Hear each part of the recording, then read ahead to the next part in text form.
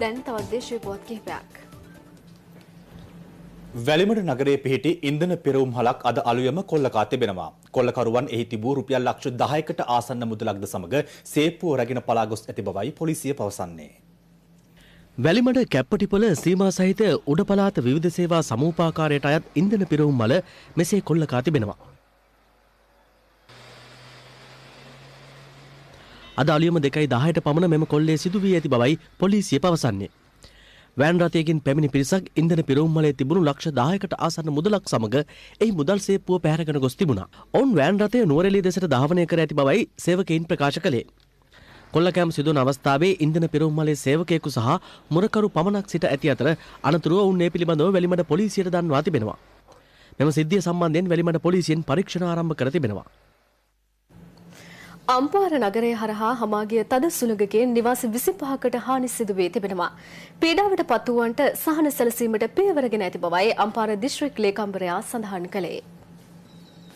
අම්පාර කරන්ගාව ඇතුළු ප්‍රදේශ කිහිපයක් කරහා වැසි සමග මෙම තද සුළඟ හමා ගියේ ඊයේ පසුරු 4:30ට පමණ. ඉන් ප්‍රදේශ කිහිපයක නිවාස 25කට හානි සිදු වී තිබුණා. කරන්ගාව ජනරජ විද්‍යාලයේ ගොඩනැගිල්ලක වාහලයටද ගස් කඩා වැටී තිබුණා. අම්පාර නගරයේ නවතා තිබූ මෝටර රථයක් මතට ගසක් කඩා වැටී තිබුණා. ගස් කඩා වැටීම හේතුවෙන් ප්‍රදේශ කිහිපයක විදුලි බලයද තවමත් ඇන හිට තිබෙනවා. පීඩාවට පත් වූවන් සඳහා සහන සැලසීමට පියවරගෙන ඇති බව අම්පාර දිස්ත්‍රික් ලේකම් තුසිත පී වනිගසිංහ මහතා සඳහන් කළා.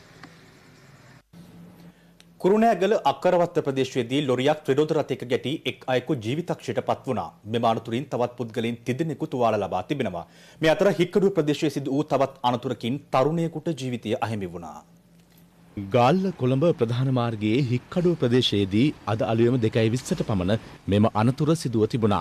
ගාල්ලේ සිට කොළඹ දෙසට ගමන්ගත් යතුරුපැදියක් ඊට විරුද්ධ දෙසින් පැමිණි යතුරුපැදියක ගැටි මේ අනතුර සිදුව ඇති බවයි පොලිසිය ප්‍රකාශ කළේ. අනතුරුව ඉන් එක් යතුරුපැදියක පසුපස ගමන්ගත් අයෙකු මාර්ගයට වැටීමෙන් අනතුරුව ධාවනය වෙමින් තිබූ කන්ටේනර් රථයකට යට වී තිබෙනවා. සිද්ධියෙන් ජීවිතක්ෂයට පත් වුණේ ගාල්ල අක්මීමන නියාගම ප්‍රදේශයේ පදිංචි 24 හැවිරිදි තරුණයෙක්. අනතුරෙන් තවත් අයෙකු බරපතල තුවාල ලැබූ අතර ඔහු මේ වන විට කරාපිටිය ශික්ෂණ රෝහලේ ප්‍රතිකාර ලබනවා.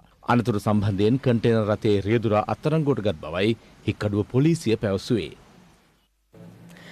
අනුරාධපුර පුත්තලම ප්‍රධාන මාර්ගයේ බුලංකුලම ප්‍රදේශයේදී වන අලි ප්‍රහාරයකින් එක් දරුපියෙකු ජීවිතක්ෂයට පත් වුණා. ඔහු තම පියා සමග වී අස්වැන්න රකිමින් සිටියේදී අද අලුයම 5:30ට පමණ වන අලි ප්‍රහාරයට ලක් වුණා.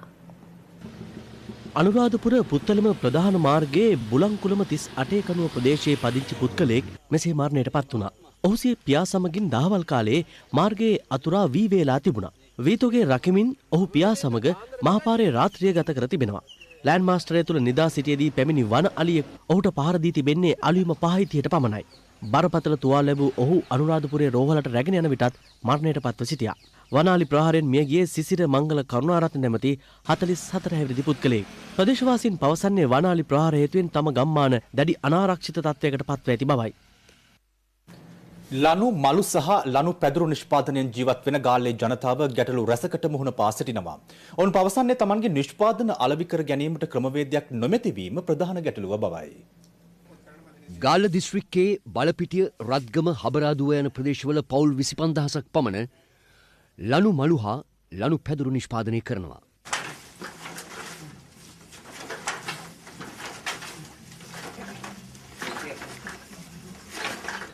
මේ කර්මාන්තය බිඳවැටීම නිසා අද මේ අයගේ ජීවිතවලට අත්වෙලා තියෙන්නේ ඛේදනීය ඉරණමක්. තේදළු දියලුණු සහ එළවලු ප්‍රවාහණයට මේ ලනු මලු ප්‍රධාන වශයෙන් භාවිත කෙරෙනවා. එහෙත් ලනු මලු සඳහා අද වන විට විවිධ ආදේශකයන් පැවතීම නිසා මේ අයගේ ජීවනෝපායට කනකොකා හඬලා. දැන් තේදළු දාන්න ප්ලාස්ටික් පෙට්ටි හදලා තියෙනවා. මේ හේතු නිසා අපේ මේ කර්මාන්තය ගොඩක් දුරට අඩාල වෙලා තියෙන්නේ.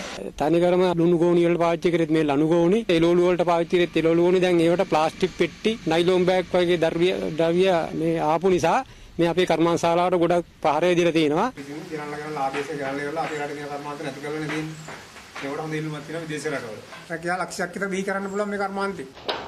පරිසර හිතකාමී කර්මාන්තයක් වන තමන්ගේ මෙම ජීවනෝපාය රැකදෙන ලෙසයි ඔවුන් රජයෙන් ඉල්ලන්නේ. කෙටි විරාමයක් ලබා ගන්නටයි මේ සූදානම.